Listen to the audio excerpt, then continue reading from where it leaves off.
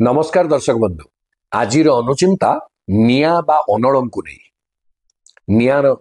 अन्य एक साधु नाम हूँ अनल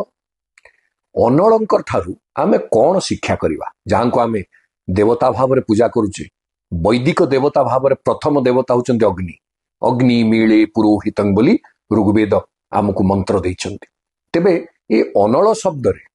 कौन गुणवत्ता को अग्नि धारण करी निज नाम को यथार्थ करिसंती आसंतु शास्त्रकार शुणिबा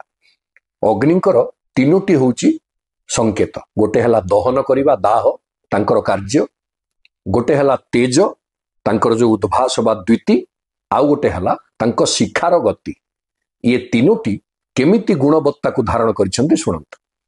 कहले अपक्षपातिता दाहे नवता नित्य मोजसी लक्ष्यमूर्ध्वगतिर्जस्य शिखया सोनल स्मृत शास्त्रकार कहते और हूँ अपक्षपातिता दाहे तांकर कार्य कौन दहन करवा अग्नि दहन करती से कौन सी पक्षपातिता रखती नहीं से राजा रंक अज्ञ विज्ञ पापी पुण्यवान जे भी हूँ समस्त को समदृष्टि समतापर से दहन करती तेणु तांको कार्य रे कौनसी पक्षपातिता नाही ये हला प्रथम गुण द्वितीय तांको तेज नवता नित्य मोजसी तांको तेज रे सता बेले गोटे नित्य नूतनता जेते बेले आपण अग्नि को तेज को देखिबे आपण को नुआ लागे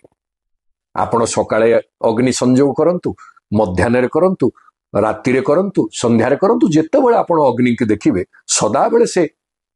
सतेज थिबे ता अर्थ सदा बेले तेजोयुक्त एवं से तेज रे नित्य नूतनता थाके